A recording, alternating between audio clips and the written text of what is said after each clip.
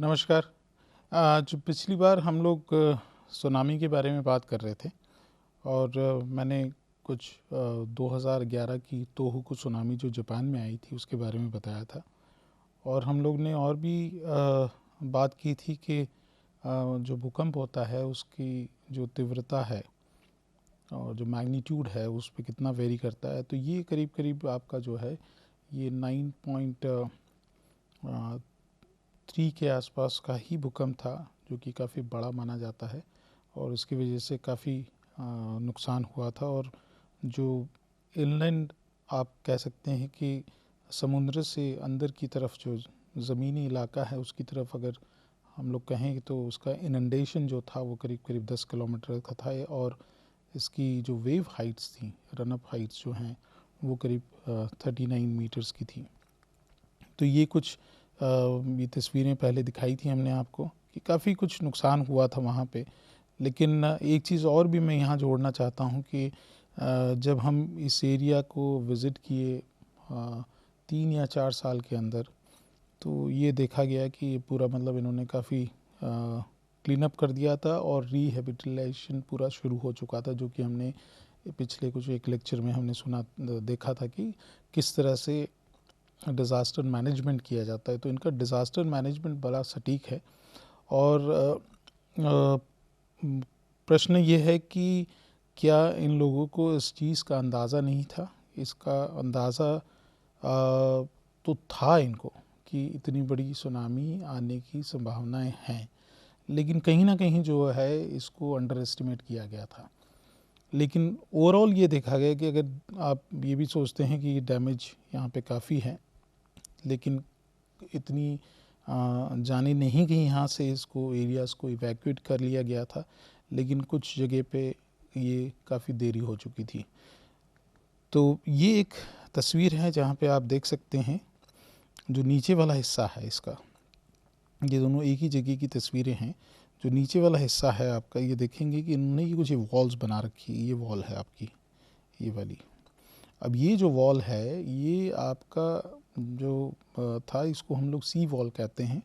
और ये कोशिश इनकी ये थी कि इनका जो अंदाज़ा था, इन्होंने ये था कि इसके ऊपर तक, इतनी हाइट तक की सुनामी कभी यहाँ पे नहीं आएगी। लेकिन ये अंदाज़ा इनका गलत निकला। और अगर ये वीडियो आप देखेंगे तो इसमें हम आपको बताने की कोशिश करते हैं कि क्या हुआ था एग्जैक्टली।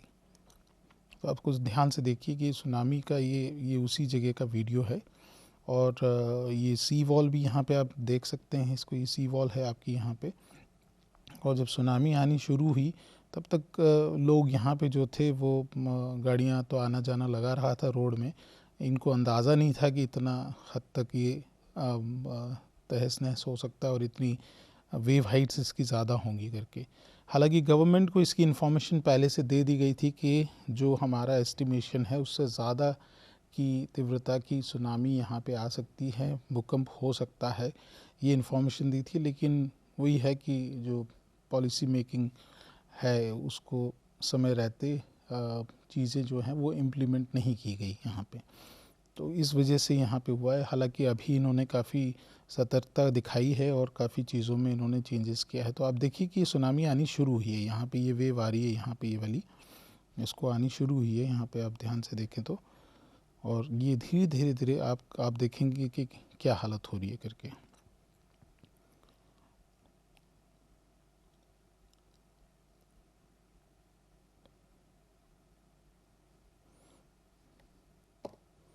सो ये आपका यहाँ पे देखें, जहाँ पे मैंने अपना कर्सर रखा हुआ, ये सुनामी वेव आ रही है यहाँ पे।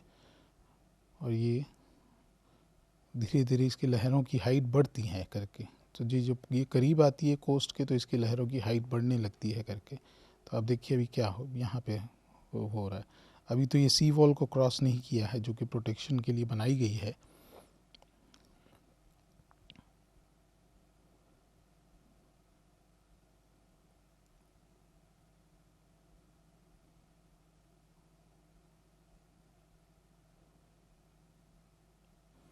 तो यहाँ पे भी देखा जा सकता है इस एरिया में भी कि जिस जो ये भी, क्योंकि ये भी सी वॉल है और यहाँ पे कुछ कंस्ट्रक्शंस भी हैं, आपके घर भी हैं। और ये भी इस तरफ ही जो है कि यहाँ पे रोड के अलावा इस तरफ और फर्दर डाउन गया तो हम लोग लेफ़्ट कहें, वहाँ पे भी घर काफ़ी बने हुए हैं यहाँ पे करके। धीरे धीरे इसका आप देखेंगे कि ये यहाँ पे ये जो नाव जो उसको यहाँ पे रखा गया था वो अपनी खींचनी शुरू हो गई है करके, एंकर करके रखा था जो।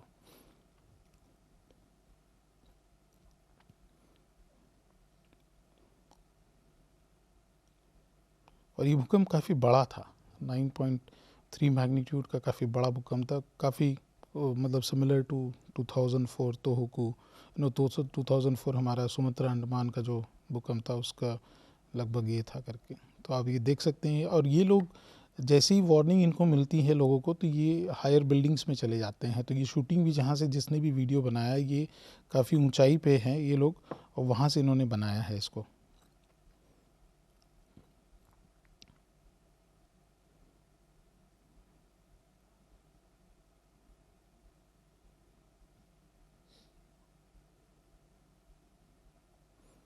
और ये जो वॉल जो मैं बात कर रहा हूँ, जो सी वॉल बनी है, उसकी भी हाइट जो है वो करीब 2.5 से 3 मीटर के ऊपर हाइट है उसकी।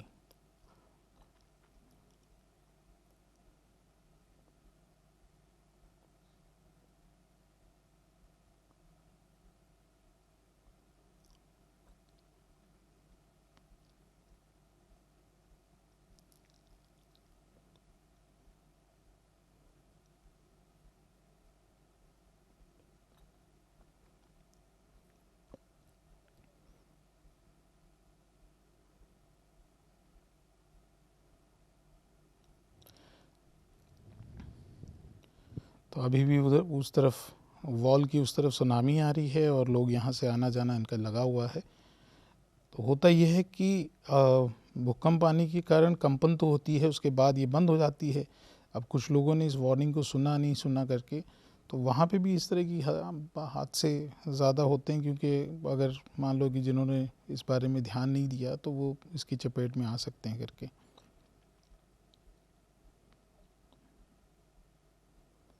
हालांकि इसका साउंड अभी है नहीं, लेकिन अगर साउंड हम देखें तो इसका बहुत ही तगड़ा इसमें मतलब आपका जो भी वार्निंग इशू की गई थी वो भी इसमें दिखाया गया। अब ये जो दिखाने की कोशिश करें, जो उंगली बता रहे थे आपका, ये यहाँ पे आप देखें तो ये दूसरी इसकी वेव आनी शुरू हुई है करके। ये पहली वेव जो आई उसने, अब दूसरी वेव आई है, काफ़ी तगड़ी है, आप देख सकते हैं इसको। और ये इसकी हाइट भी ज़्यादा है करके।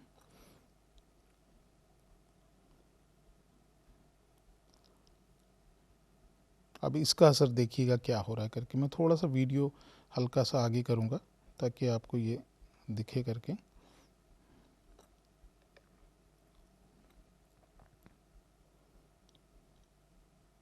तो साफ साफ दिख रहा है यहाँ पे इसका इसका एलिवेशन काफ़ी बढ़ गया। और यहाँ पे जो वॉल था, हम लोग थोड़ा सा इसका वीडियो पीछे करेंगे तो देखिएगा आपको कि ये जो वॉल थी आपकी पूरी, अब ये देखिए पूरा अभी इसको ये कवर करना शुरू कर दिया इसने। ये देखिए ये पूरा गया आपका।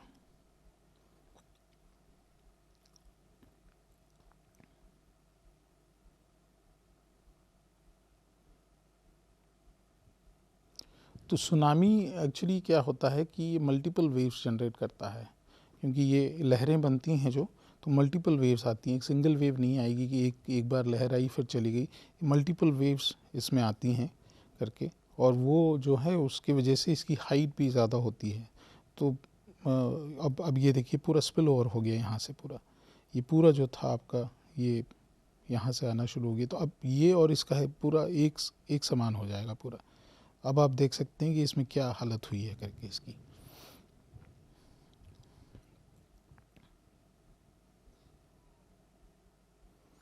और इसमें फोर्स इसका इतना ज़्यादा होता है करके, वेलोसिटी इसकी जो है, स्पीड है बहुत ज़्यादा होती है इसकी। मतलब चंद सेकंड का ही मामला था, चंद मिनटों का, इन्होंने घर भी उड़ा के ले गए करके। हालांकि ये बहुत ज़्यादा हार्ड उससे नहीं बने होते हैं घर, बहुत ही। और कुछ कुछ बिल्डिंग्स हैं, जैसे ये वाला टावर आप दिख रहे हैं, ये कुछ बिल्डिंग्स पे लोग चढ़ गए थे जब ये सुनामी आई थी। इसी तरह की और बिल्डिंग पे भी ये जो शूटिंग की गई है वहाँ से की गई है पूरी।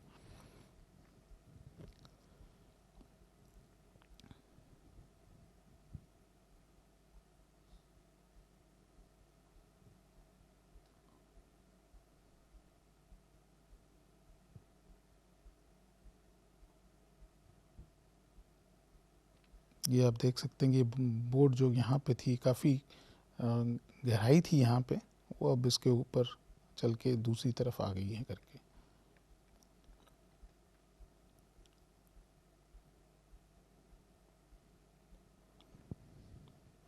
और एक नॉर्मल एक अंदाज़ा लगाया जा सकता है कि ये जो पानी आ रहा है यहाँ पे उसका स्पीड क्या है, इसकी वेलोसिटी बहुत ही ज़्यादा है। यहाँ पे आप देखेंगे इसको तो इसकी वेलोसिटी बहुत ही ज़्यादा है करके।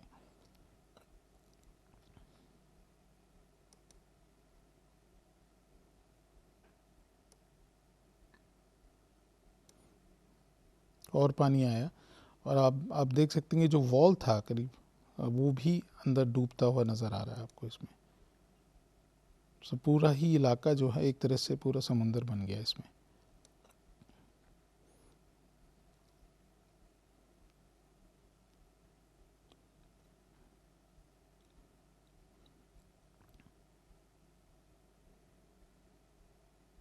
अब आप देख सकते हैं, आप डिफ्रेंशिएट नहीं कर पाएंगे कि अब कि वॉल कहाँ थी और ये कहाँ आपका रोड कहाँ था उसके इस तरफ।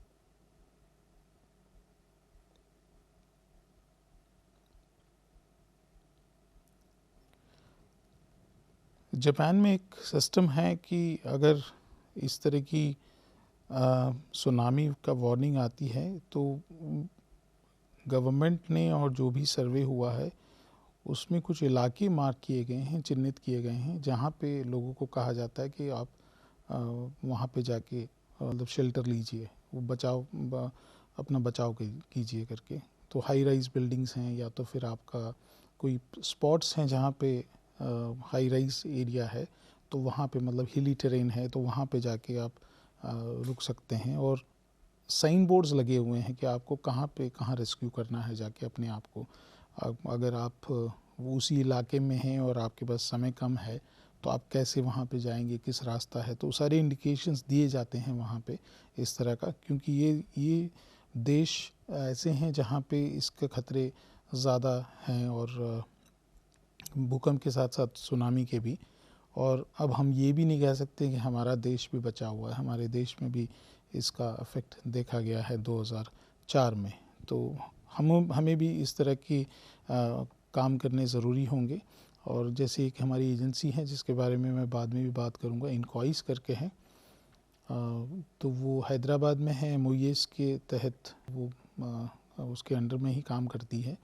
तो वो इस पे काफ़ी अच्छा काम हो रहा है करके। और हम लोग भी कुछ अभी उनके साथ ही मिलके अंडमान निकोबार में काम कर रहे हैं। पहले भी किया है हमने काम, जहाँ पे हमने ये देखा है कि 2004 की ही सुनामी नहीं थी, उससे पहले भी काफ़ी सुनामीज़ आ चुकी है वहाँ पे, उसके अवशेष हमको मिले हैं करके। तो इस तरह की स्टडीज़ जापान में भी की गई, हम लोग साथ में भी कुछ शोध की थी जापान में हमने। तो जापान में भी देखा गया है, चिली में भी जो है वो साउथ अमेरिका में भी देखा गया है, US में भी इस तरह के एविडेंस हैं, सिग्नेचर्स हैं। तो ये चीज़ें ज़रूरी है कि हम लोग जो पिछला जो रिकॉर्ड है जो सेडिमेंट्स में प्रिजर्व रहता है, सेडिमेंट रिकॉर्ड्स में, उसको लेके हम लोग अपना अंदाज़ा लगाएं कि और पता लगाएं कि फ्यूचर में क्या हो सकता है, पास्ट में क्या हुआ था और फ्यूचर में क्या हो सकता है। तो जैसे कि मैं कह रहा था कि आप अब यहाँ पे आप देख सकते हैं कि जो वॉल था वो कहीं पे भी नज़र नहीं आ रहा है। हालांकि ये मुझे जितना अंदाज़ा है ये वॉल है, लेकिन ये दोनों साइड में पानी एक सा हो गया है। तो इतना आपका, और ये सुनामी अभी मतलब अभी वेव नहीं आ रही है, वो वेव आ चुकी है। हालांकि कुछ मुझे लग रहा है यहाँ पे एक वेव का आने का अंदेशा लग रहा है करके। तो ये वेव्स जो हैं, मल्टीपल वेव्स आती हैं सुनामीज़ में, और ये एक के बाद एक ज़्यादा घातक होती है करके। आगे बढ़ते हैं। तो ये सारी स्लाइड्स आपको वीडियो के साथ मिलेंगी तो आप इसको देखिएगा, लेकिन ये काफ़ी दर्दनाक चीज़ें हैं जो देखने की हैं करके। तो जैसे कि ये कुछ दुनिया की बड़ी सुनामीज़ का रिकॉर्ड है और ये 2011 तक का है। और इसमें आप देख सकते हैं कि ये वाला 2004 का इंडियन ओशन का है आपका, इंडियन ओशन सुनामी इसको कहा गया था। और भूकंप जो हुआ था वो 7.3 का था और उसके बाद 2011 का यहाँ पे आया। अब एक छोटी सी कहानी मैं यहाँ पे आपको आपके साथ शेयर करना चाहूँगा कि जब 2004 का भूकंप आया और उसमें जो हमने सुनामी एक्सपीरियंस की, तब यहाँ के जो साइंटिस्ट हैं इनसे हमारी बात हुई। तो ये पाया कि ये काफ़ी इंटरेस्टेड थे इंडिया में काम करने के लिए और ये काफ़ी मतलब चाहते थे कि इस प्रोसेस को पूरा समझें। तो इन्होंने हमसे आईआईटी कानपुर से कहा कि क्या हम लोग आपके साथ कोलैबोरेट, हालांकि हम लोग इनको पहले से हम एक दूसरे से परिचित थे, हम काफ़ी वर्ष जापान में बिताए हैं। तो इनके साथ इन्होंने कहा कि हम आना चाहते हैं आपके अंडमान निकोबार में और आपके साथ कुछ काम करना चाहते हैं। तो हमें ये लगा कि ये यहाँ क्यों आना चाहते हैं, हमारे देश में, वहाँ पे अपने उनके देश में काफ़ी कुछ है करने के लिए। लेकिन ये एक मतलब एक जज्बा होता है साइंटिस्ट लोगों का कि, और ये पैशन होता है और ये एक जुनून होता है कि भी जाना जाए कि क्या चीज़ें वहाँ पे ये प्रोसेस कैसे था, उससे कितना नुकसान हुआ और ये इतना बड़ा भूकंप आया है तो वो उससे कितना एरिया को अफेक्ट उसने किया, ये सारी चीज़ें वो जानना चाह रहे थे। लेकिन बाद में हमें ये समझ में आया कि इन लोगों को अंदाज़ा था कि इतना बड़ा भूकंप इनके एरिया में, प्लेट बाउंड्रीज़ में आने वाला है और आने की संभावनाएं बहुत ज़्यादा हैं। तो उसमें एक साइंटिस्ट थे प्रोफेसर से किंजी सटाके, उनसे अभी भी हमारा काफ़ी अच्छा रिश्ता है। तो उन्होंने बाद में बताया कि उनको अंदाज़ा था और उन्होंने एक रिपोर्ट 2011 से पहले ही सबमिट की थी गवर्नमेंट को कि इस तरह के जो हमारी उनकी रिसेंट स्टडीज़ थी उससे पता लगा था कि ये वहाँ पे भूकंप और सुनामी आ सकती है करके। तो ये एक बाद में समझ में आया कि क्यों इंडियन ओशन सुनामी को क्यों समझना चाहते थे। तो इनकी काफ़ी टीम्स थी जो इंडोनेशिया गई, थाईलैंड गई और इंडिया में भी हमारे साथ काम किया इन्होंने, और हमने कुछ काफ़ी अच्छे रिसर्च पेपर्स भी इस पे लिखे हैं, जो भी फाइंडिंग्स हैं जॉइंटली हमने काम किया इसमें करके। तो ये 2011 में जब यहाँ पे इनके यहाँ पे तोहोकू का जो भूकंप आया और सुनामी आई, तब समझ में आया कि क्यों ये जानना चाह रहे थे करके इसके बारे में। तो ये चीज़ें हैं, ये कुछ जिसको भुलाया नहीं जा सकता। तो ये लिस्ट था। अब क्वेश्चन ये होता है कि जैसे हमने कहा कि प्रोसेसेस को हम लोग कैसे समझें और क्यों समझना चाहिए, इसी तरह से how to provide safe environment to our people. सबसे बड़ा एम हमारा यही है कि हम लोग सेफेस्ट एनवायरनमेंट अपने लोगों को, अपने सिटीजन्स को प्रोवाइड करें। लेकिन ये कब प्रोवाइड कर पाएंगे, जब हम ये खतरों से वाकिफ़ होंगे या तो खतरों के बारे में जान पाएंगे। अगर इन खतरों के बारे में हमें नहीं पता है तो हमें कब इसके चपेट में आ जाएंगे हमें पता नहीं करके, जिस तरह से हुआ। और ये 2004 का जो सुनामी था, तो हम ये बताएंगे कि जब हम ये कोर्स पढ़ाते थे यहाँ पे आईआईटी कानपुर में, तो सुनामी में मात्र 2 या 3 स्लाइड में हम सुनामी ख़त्म कर देते थे। उसके बाद हम लोग सुनामी के बारे में ज़्यादा नहीं करते थे।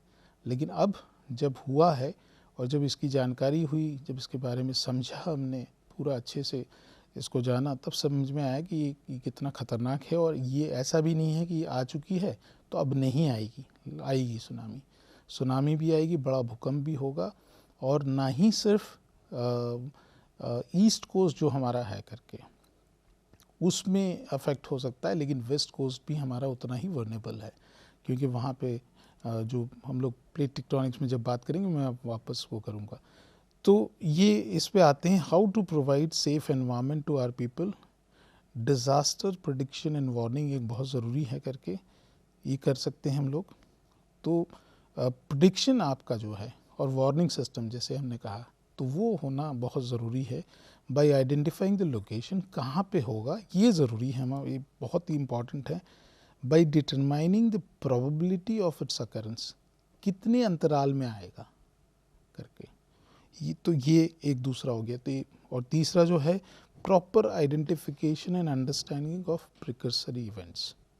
मतलब ये इस तरह के जब इवेंट होते हैं, ना ही सिर्फ सुनामी, अर्थक्वेक्स हुए आपके फॉर एग्ज़ाम्पल, तो अर्थक्वेक का क्या इंडिकेशन है आपके पास, और इवन आजकल तो ये भी इतना साइंस आगे बढ़ गया है कि हम लोग ये भी अंदाज़ा लगा सकते हैं कि यहाँ पे कितना बड़ा भूकंप आएगा और कब तक आ सकता है। ये भी है, जिस तरह से हिमालय में जो सेंट्रल पार्ट है हिमालय, गढ़वाल हिमालय ले लो, कुमाऊँ ले लो और आपका हिमाचल ले लो, ये वाला जो पोर्शन है इसमें पिछले 500 से 600 वर्ष में कोई भूकंप, बड़ा भूकंप नहीं आया है। हालांकि छोटे छोटे भूकंप तो आए हैं, तो उससे इतनी सारा ज़्यादा एनर्जी जो एक्यूमुलेटेड है वो ख़त्म नहीं हुई है दोनों प्लेट के दबाव के कारण, लेकिन वहाँ पे अभी भी एनर्जी बनी है। 2015 नेपाल तो आ गया, लेकिन इस इलाके पूरा शांत बैठा हुआ है, तो वहाँ पे आने की संभावनाएं ज़्यादा हैं और वो काफ़ी नुकसान करेगा हमारे देश में करके। तो प्रिकर्सरी इवेंट्स क्या हैं और क्या इंडिकेशंस हमको देखने चाहिए, वो एक तय करता है कि हम लोग प्रेडिक्शन कैसे करेंगे और वार्निंग कैसे इश्यू करेंगे करके। और फिर फोरकास्टिंग ऑफ द इवेंट, तो ये सारी चीज़ें जो हैं हमको अगर सटीक तरीके से करें तो हम लोग अपने लोगों को जो है वो सेफ़ एनवायरनमेंट प्रोवाइड कर सकते हैं।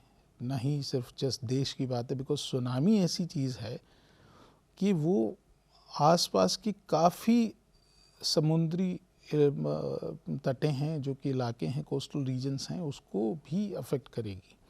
सो ये भी आई थी, इसको हम लोग जो कहते हैं 2004 का जो था, 2004 का जो सुमात्रा अंडमान अर्थक्वेक आया, उससे जो सुनामी जनरेट हुई उसको हम लोग कहते हैं transoceanic tsunami. Transoceanic मतलब ये एक ओशन में ही नहीं सीमित रही, ये दूसरे ओशंस तक भी गई थी करके, तो इसका इफेक्ट काफ़ी दूर तक पाया गया। जैसे एक सुनामी थी 1700 की, 1700 AD की सुनामी है, वो जनरेट हुई थी, अर्थक्वेक आया था अमेरिका में, लेकिन उसका इफेक्ट जो है वो देखा गया था जापान में। तो उसके बारे में भी जब हम सुनामी पे बात करेंगे तो आपको याद दिलाएंगे उसके बारे में। तो वो है, मतलब कहाँ पे भूकंप आया, कहाँ सुनामी जनरेट हुई, लेकिन उसका इफेक्ट हमारे यहाँ पे है। इसी तरह से अगर हम देखें तो बंदाचे और अंडमान की जो श्रृंखलाएँ हैं, वो जो है इलाका, वहाँ पे आपका 2004 का भूकंप आया, लेकिन उसका इफेक्ट जो है हमने देखा कहाँ पे, चेन्नई और ये वाला पूरा कोस्ट पे, ईस्ट कोस्ट पे। सो पूरब वाला इलाका जो है हमारा पूरा, उसमें काफ़ी जगह पे हमें काफ़ी तगड़ा नुकसान हुआ था करके। तो वहाँ पे तो कंपन भी नहीं हुई, कुछ नहीं हुआ करके, तो सारे लोग बैठे हुए, अचानक से बड़ी सी वेव आती है और पूरा तहस नहस करके चली जाती। सो लोकेशन आपका एक ये प्रॉपरली आइडेंटिफाइड होना चाहिए। प्रोबेबिलिटी क्या है उसके अकरेंस की, कितने अंतराल में आएगा ये, इस तरह के इवेंट्स होंगे, और प्रिकर्सरी इवेंट्स क्या इंडिकेशन है उसका। तो ये चीज़ें हम लोग आगे भी बात करेंगे इसमें। तो ये बड़ी गहराई से साइंटिस्ट और सेस्मोलॉजिस्ट और जियोलॉजिस्ट इस पे काम करते हैं, और फोरकास्टिंग जो है वो ज़रूरी है करके। सारे डिज़ास्टर जो हैं, नेचुरल डिज़ास्टर्स अगर हम लोग बात करते हैं, उसका फोरकास्टिंग मतलब होता है, लेकिन इतना प्रोबेबिलिटी का जो अकरेंस है मतलब जो है वो वेरी करता है। जैसे हमने कहा कि फ्लड्स जो हैं वो हर साल का मामला है, लेकिन अर्थक्वेक्स हैं वो उसके लिए, बड़े भूकंप के लिए करीब 500-600 साल लग जाते हैं करके, और छोटे भूकंप तो बहुत फ्रीक्वेंटली आते रहते हैं। लेकिन बड़े भूकंप इसलिए नापना और उसको समझने की कोशिश की जाती है क्योंकि उससे जो नुकसान होता है वो बहुत ज़्यादा होता है, और किस लोकेशन पे क्या हैज़ार्ड होगा। जैसे मैंने पहले भी कहा है कि सुनामी हिमालय में नहीं आएगी, पानी जहाँ होगा, समुद्र जहाँ होगा वहीं सुनामी आएगी। तो वो एक समझना चीज़ों का ज़रूरी है, वार्निंग मेजर्स लेना ज़रूरी है हमको, और ये तय करना ज़रूरी है कि अगर बचाव करना है हमको लोगों का तो उनको कहाँ शिफ्ट किया जाएगा, इवैक्यूएशन करके उनको कहाँ रखा जाएगा। ये चीज़ें अगर हम लोग करते हैं प्रॉपरली तो then we are done with the, then we can say that we will be able to provide safer environment to our people. Flow chart अगर डिज़ास्टर वार्निंग का देखें तो कलेक्शन ऑफ डेटा बहुत ज़रूरी है। जैसे हमने कहा कि हमने अंडमान में काम किया, तब जाके पता लगा कि भाई 2004 की ही सिर्फ सुनामी नहीं थी, उससे पहले भी काफ़ी सुनामीज़ आ चुकी हैं, और उसका अंतराल भी हमने निकाला है, करीब 400 साल का है करके, लेकिन उसके बीच में छोटे भूकंप आ रहे हैं, उसने भी सुनामी जनरेट की है करके। तो सब सारी जो होंगी सुनामीज़ वो ट्रांस ओशनिक नहीं होंगी कि इंडियन ओशन को भी अफेक्ट कर रही है और वो आगे भी और देशों में भी अफेक्ट कर रहा है।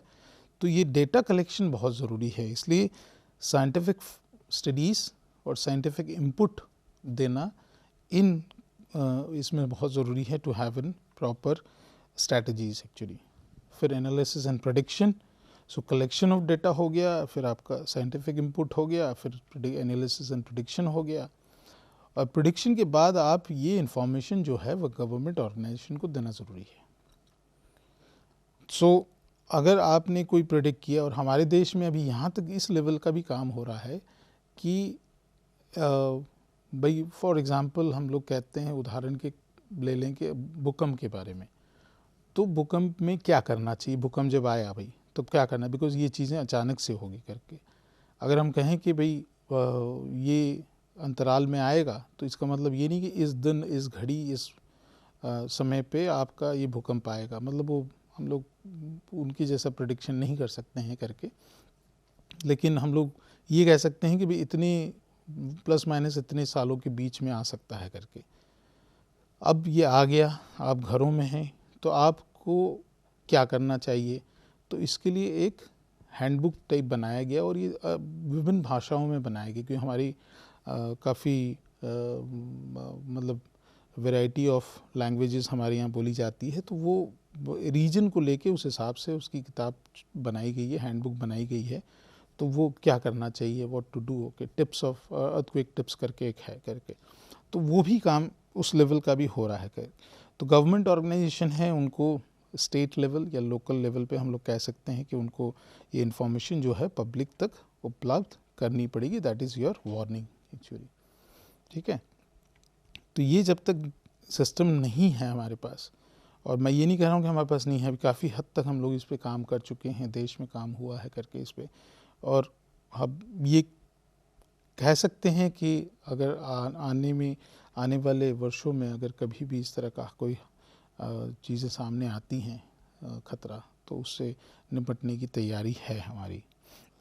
अब ये एक स्लाइड है जिसमें हम लोग बात कर सकते हैं कि क्या एडवांटेजेस हैं और क्या डिसएडवांटेजेस हैं। तो ये बढ़िया सा एक एग्जांपल है कि यूजुअली हमने देखा है कि flooding causes damage to human settlements, erodes lot of material from mountains and deposit it in the lower reaches along the river floodplains, add nutrients to form fertile soil। ये बड़ा एक poetic वे में अगर हम लोग कहें कि भाई जहाँ फूल है तो वहाँ कांटे भी हैं करके, तो इसी तरह से जो है हमारा हिमालय है, तो हिमालय एक ब्यूटी भी है, लेकिन उससे खतरे भी हैं हमको।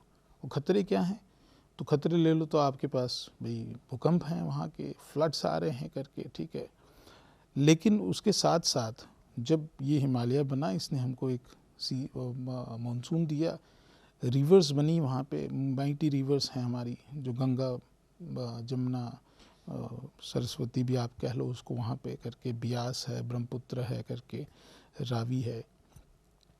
तो अब ये जो इरोड करके मटेरियल लेके आ रही है हिमालय से, इसने तो फर्टाइल लैंड बनाया जो हमारा इंडो गैंजेटिक प्लेन्स हैं, तो ये काफ़ी फर्टाइल लैंड है। तो एडवांटेज भी है और डिसएडवांटेज भी है इसका करके। लैंडस्लाइड भी होती है वहाँ पे करके, ठीक है। और लैंडस्लाइड्स क्या करती है, कभी कभी जैसे मैंने एक एग्जांपल में दिया था, जैसे हम लोग ग्लेशियल आउटबर्स्ट की बात कर रहे थे, इसी तरह से काफ़ी एरियाज़ में हिमालयाज़ में जो नदियाँ हैं उसमें ये पाया गया है कि नेचुरल डैम्स बन गए थे और उसके अवशेष हैं वहाँ पे। तो डैमिंग आपका करता है तो नदियों का जो भाव है उसको भी बदल देता है। और ये सिग्नेचर्स भी हैं हमारे पास, अभी भी हैं, दिखते हैं।